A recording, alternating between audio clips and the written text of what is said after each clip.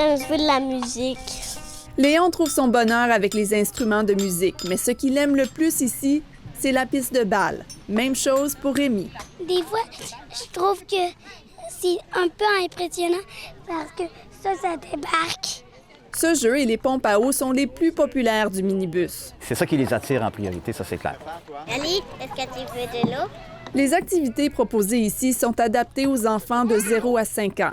L'équipe est composée de psychoéducateurs ou d'étudiants dans le domaine et d'intervenants. Des fois, j'ai des petites discussions là, sur le développement de Léon ou juste parler à d'autres parents. Là, c'est super informel. Puis les enfants s'amusent bien, ça les occupe aussi. Ça nous fait un petit break.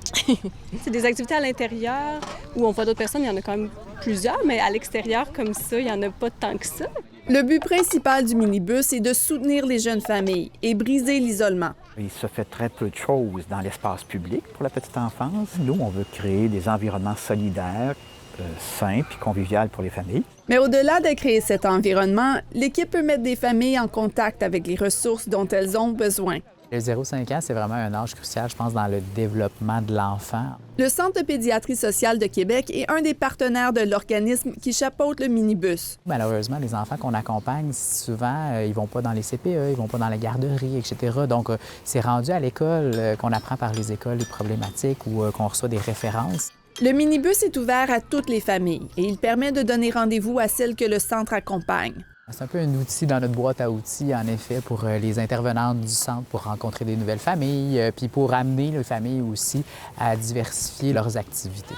Aucune étude qualitative de l'impact du minibus n'a été réalisée jusqu'ici, mais les effets dans la vie des familles sont bien connus par l'équipe.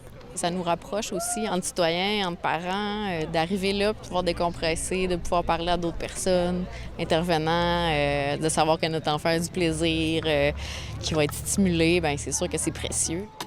Les activités du minibus sont gratuites et son horaire est publié sur la page Facebook de l'initiative 1, 2, 3 Go Limoilou. Ici Marie Kawiller, Radio-Canada, Québec.